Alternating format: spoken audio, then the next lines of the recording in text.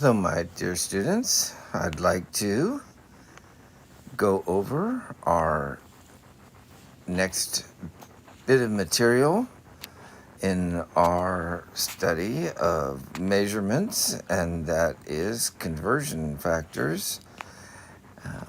I'm going to go over our notes. You can find them in the class stream, but I want to quickly go over them and use my new iPad and a few tricks that I've been shown to cover this section of our material and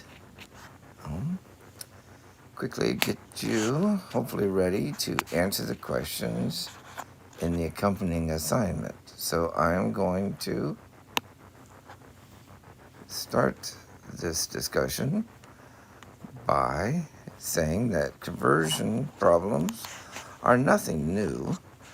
The example your book gives and the notes give is, of course, if you're an international traveler and you go different places, perhaps some of you, I know some of our students, at least one of mine from last year, spent the summer in Mexico. And if you travel around the world, you have to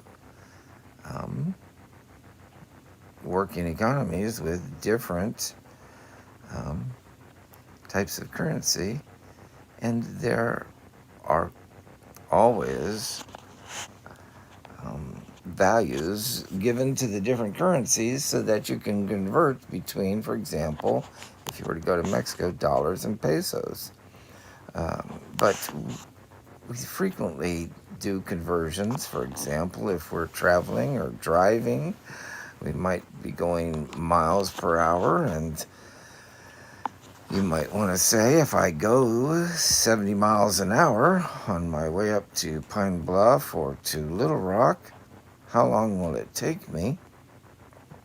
And you might end up with an answer not in hours, but minutes. For example, it'll take you half an hour, 30 minutes. So you knew there were 60 minutes in an hour. So that's what we're going to be doing. So when you take a measurement and you convert it by multiplying by a conversion factor, when we do that, what we're doing is multiplying by 1, so that our measurement remains the same, but is expressed differently. And by the same, I mean remains equivalent, but becomes expressed differently. And I'll show you a lot of examples here in a minute. So, as this says here, a conversion factor is a ratio of equivalent measurements. And a good example of that would be 60 minutes in an hour. 1 hour is equal to 60 minutes. Or 1 minute is equal to 60 seconds, or 60 seconds is equal to 1 minute. You're expressing two values in a fractional expression where one is over the other, and it doesn't matter. You basically have 1 over 1, and it doesn't matter how you flip the numerator and the denominator, except for when you are trying to, except for the fact that when you're trying to do a conversion, we want to end up with a particular unit in our final answer. And I'll show you what that means real fast. So a classic example here is there's 100 centimeters in a meter, or there's 1 meter in 100 centimeters. And in this case, we have a conversion factor, 100 centimeters per meter. And the smaller number, 1, is associated with the larger unit. And the larger number, 100, is associated with the smaller unit, centimeters being much smaller than meters. So, one of the things in setting up these problems is selecting the proper conversion factor so that when you multiply it, you end up with the units that you want. And of course, since you're multiplying by 1, the actual size of your quantity measured does not change. Here's another example where this is something called a scanning electron micrograph of a surface that shows some individual atoms, but in this case, I must remind you, those are the shadows of individual atoms. But the units, each one of these hash marks here, are a nanometer, or 10 to the minus ninth meters. And if we wanted to do a conversion, to convert from one unit to the other, we would use our conversion factor of 10 to the ninth nanometers per meter, or 1 meter per 10 to the ninth nanometers, the very small nanoscale unit. So, we need to do dimensional analysis as it says, analyze and solve problems and arrive at the units or dimensions that we want. And we're going to do something called dimensional analysis when we do our problem solving. Let's look at an example, and that is, how many seconds are in a workday that lasts exactly 8 hours? Well, if we have 8 hours and we know we want to convert that to seconds, I don't know how many seconds are in an hour, but I do know that there are 60 seconds in a minute and 60 minutes in an hour. So I'm going to have to do my dimensional analysis in several steps. And what I want to do is get rid of my units here, the hours, and move my units to seconds, or S as our abbreviation. So here's the way it's set up. And if I may enlarge this slightly, what we'll have is our original given value of 8 hours, and we'll multiply it by 1 in the form of a conversion factor, 60 minutes in an hour. Notice I put the hour in the denominator. I didn't use 1 hour per 60 minutes. I used 60 minutes per 1 hour so that my hours can cancel out. And then we had the other conversion factor of 1 minute for every 60 seconds. And which do I use? Do I use 60 seconds over 1 minute, or 1 minute over 60 seconds? Well, I have minutes in my numerator, and I want to get rid of that, so I arrange this factor here so that minutes is in the denominator, so those minutes cancel, leaving me with seconds in the numerator. The hours canceled, the minutes canceled, and now my answer will be in seconds. And if you get out your calculator and multiply 60 by 60 by 8, you get 28,800 seconds, and it asks for the number in scientific notation. So, of course, that would be, 2.8824 times 10 to the 4th second. And, of course, we'll leave all the digits in there, because when we're dealing with sig figs and we have these conversion factors, it's at exactly 8 hours, so that's a counting number. That means basically infinite significant figures, and these conversion factors at 60.000000 minutes per 1.00000000 hours. So all our significant figures, all of our um, figures in our answer will be significant. And in this case, this particular number has 1, 2, 3, 4, 5. 1, 2, 3, 4, 5 sig figs. We include all our significant figures because all our figures are all of our places as significant figures because these conversion factors were, I don't know what you want to call them, perfect or infinite. So let's move on. And for example, how many seconds are in exactly a 40-hour work week? In this case, you would have to do the same thing, except instead of starting with 8 hours, you would start with 40 hours, okay? So this technique of dimensional analysis is broadly applicable. And here's another example.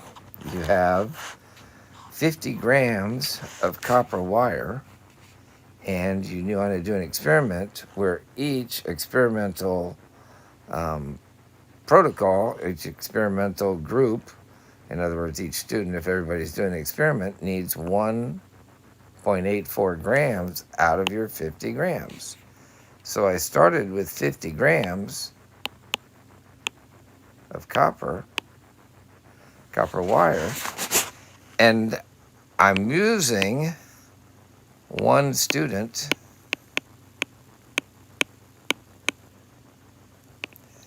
needs 1.84 grams of copper.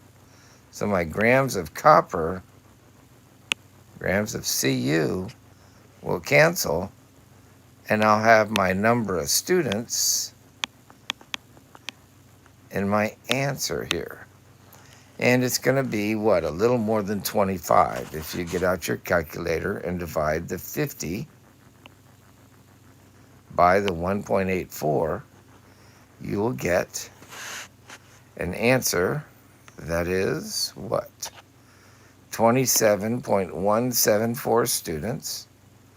And, of course, you can't have a fraction of a student, so that leaves you with 27 students with a little bit of copper left over.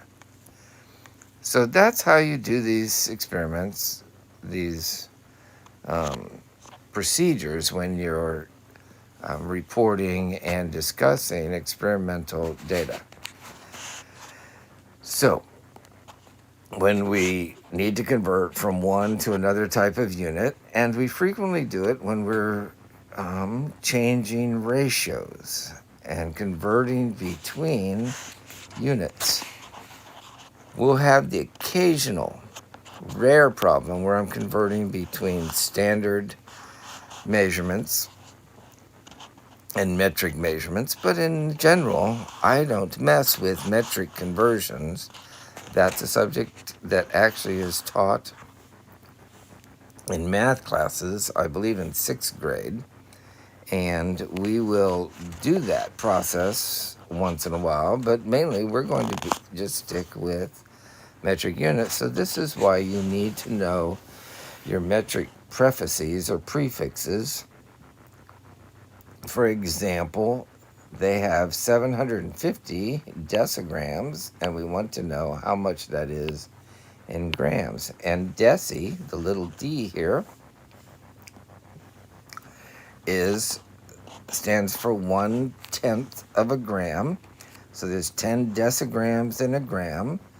Deci, from the same Latin root as decade, which is, of course, 10 years. So, or the Latin derived word decimate, where 1 in 10 soldiers were killed historically in the origin of the word. So in this example, again, we have 750 decigram, and there's 10 decigrams in a gram. And the question is, how many grams is that equal to? So you'll set up and write down your original value, 750 decigrams. And I'm going to multiply that by my conversion factor, or by 1. And in this case, I have 1 gram equals 10 decigrams. What do I write? I want grams in the top because I want to end up with my units in grams. And my conversion factor would have the decigrams in the denominator. So I multiply that by 1 gram per 10 decigrams, not the other way around. 10 decigrams in the numerator and 1 gram in the denominator. And the way I've written it here, my decigrams cancel, and I will get 750 divided by 10 is 75 grams for my answer. And there it is, written more neatly than I can do it with my Apple Pencil. So that's really about it.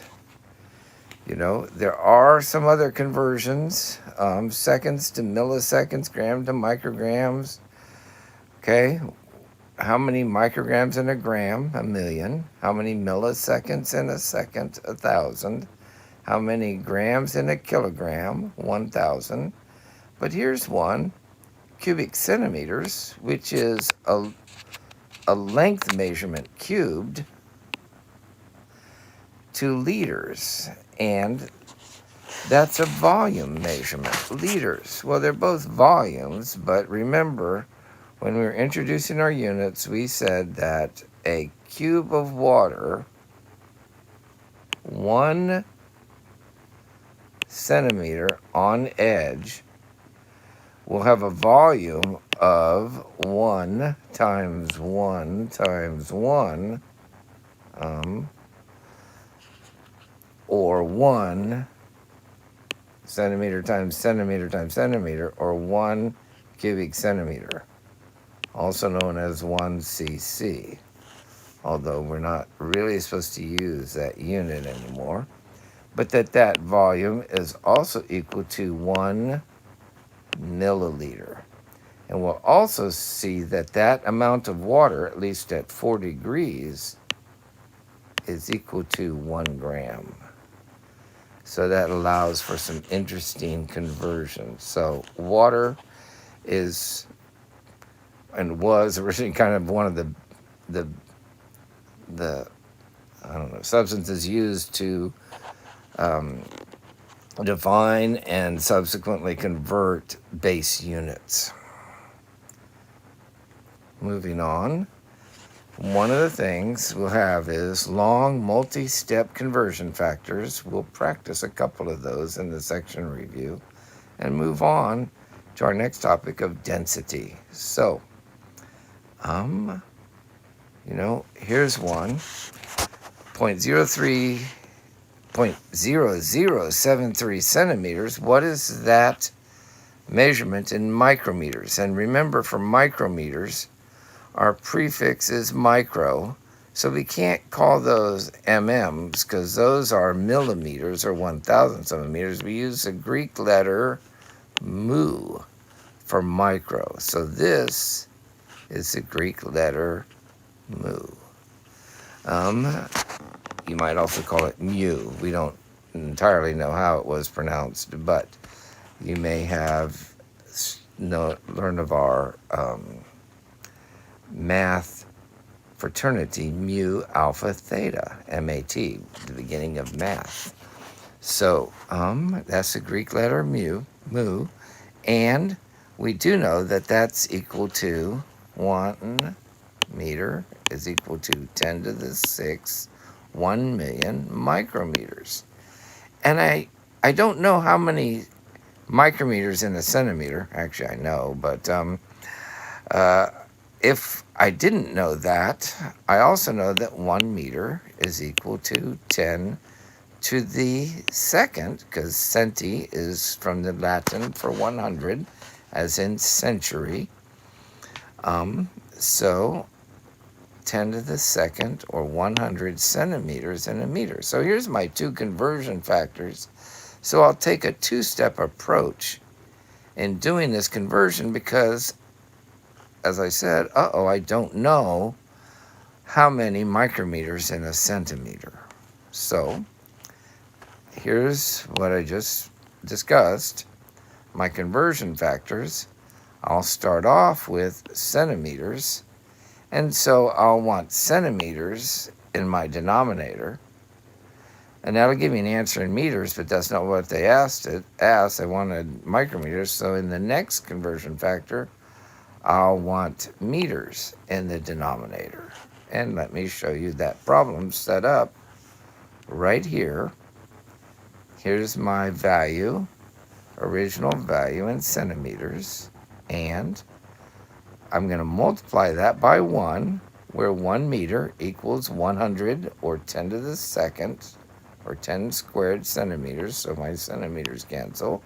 And then I'm going to multiply it by 1 again, where my meters are going to cancel out, because 10 to the 6 micrometers, there's that funny mu, Greek letter mu, Latin letter mu. Actually, it is Greek, isn't it?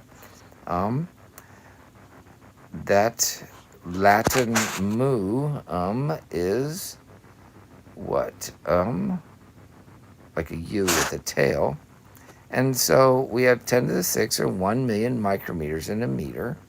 And my centimeters canceled, and my meters canceled, and I end up with an answer, which is 7.3 times 10 to the minus 2, divided by 100, multiplied by 1,000,000, and that's the same as multiplying by, if I divide 10 to the 6 by 10 to the second, of course I subtract exponents, so that would give me 10 to the 4th, but I'm multiplying 10 to the 4th times 10 to the second, so in this case, I add exponents, but this one over here is a negative, so I end up with 10 to the 4th times 10 to the minus 2, ends up with 10 to the 2, so, or let your calculator do it, but you didn't have to use a calculator, because once again, you were always multiplying by 1, and all you had to do was factor out your exponents, and that gives you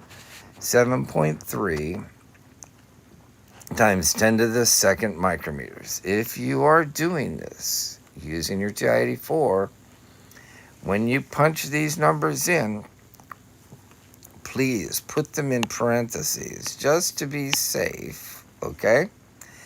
And then, even this one, you're going to multiply that whole unit by 1 over 10 to the second. You don't, of course, don't have to do that. You can just divide it by, excuse me while I stop this from moving, divide it by 10 to the second, and then take that,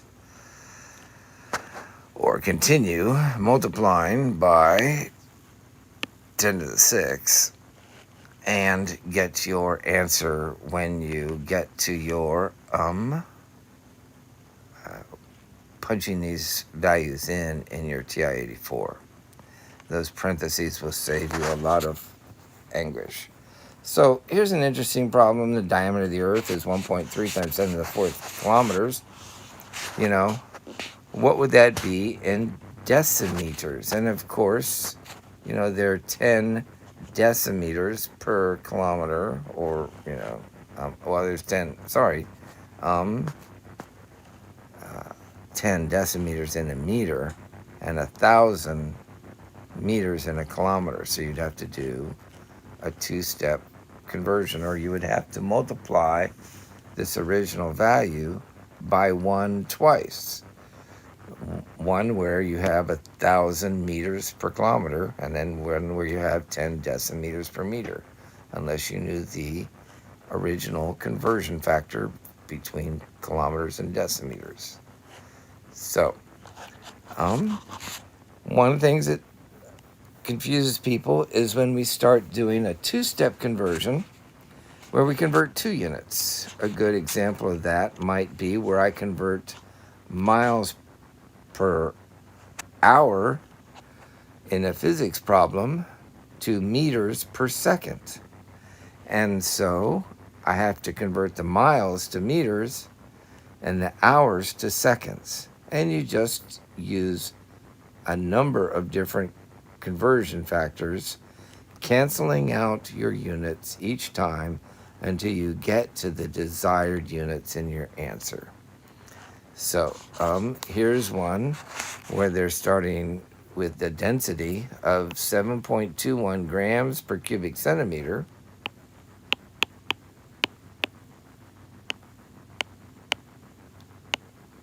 And they want it, a final answer, in kilograms per cubic meter. So we have to multiply this by conversion factors that convert our grams to kilograms and our cubic centimeters to cubic meters. And just to show you how extensive these conversions can be, I start out with a value that's 7.21 grams per centimeter. And I know that I have 1,000 grams per kilogram, so my grams cancel. And I'm going to end up at this point with kilograms per cubic centimeter. But I don't want cubic centimeters, I want cubic meters. And there are 1,000,000 cubic centimeters per cubic meter. So now my cubic centimeters will cancel, one in the numerator, one in the denominator.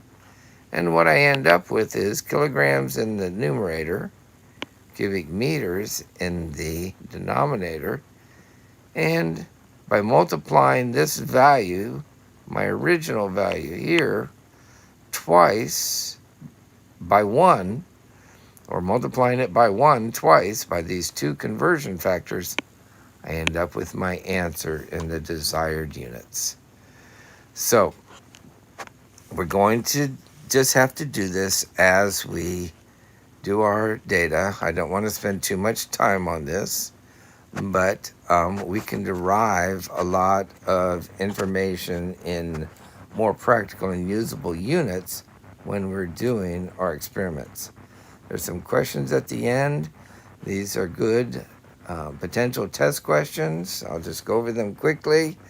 I have a value of 1 megagram is equal to 1,000 grams. This megagram here is also known as a metric ton.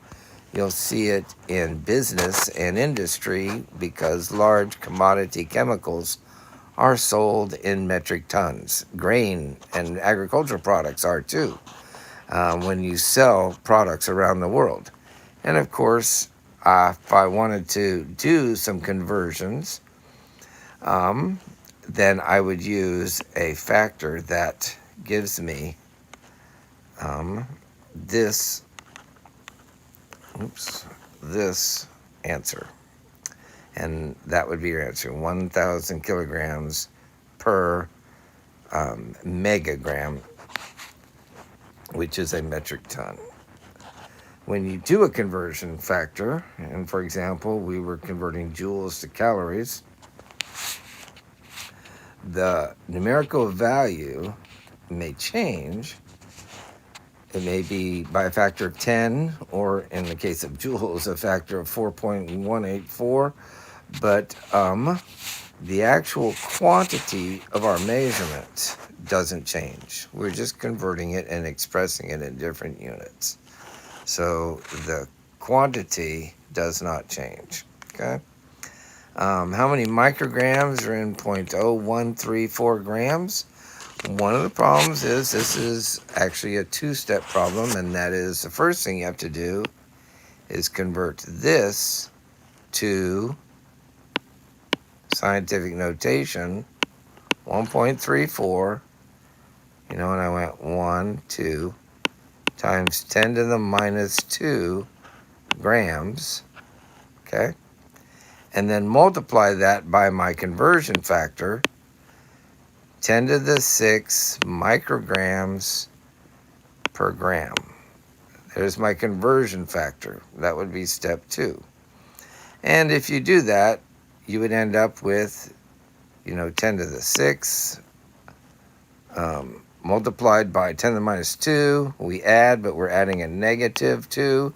So my answer would be 10 to the 4th. So needless to say, that would be your answer, doing it in my head. But if you're ever in doubt, simply multiply your value times your conversion factor, and using parentheses to be safe, in your TI-84, you'll end up with the proper answer. And again, the same thing, converting grams per cubic centimeter to kilograms per cubic meter. In this case, you would use a conversion factor of 1,000 grams per kilogram and 100 centimeters per meter, but it would be, that's per meter, but it's cubed. So it's 100 centimeters per meter times 100 centimeters per meter times 100 centimeters per meter to get my 1,000,000, 100 times 100 times 100 cubic centimeters per meter conversion factor. And in the beginning, you don't have to worry about these. You can look them up, and as you'll see, and a lot of the problems will give you the conversion factor in the problem. So go on to do the section review that's posted today and answer those questions. Ask any questions you have of any problems you have doing it, and we will see you on the next video discussion. And until then,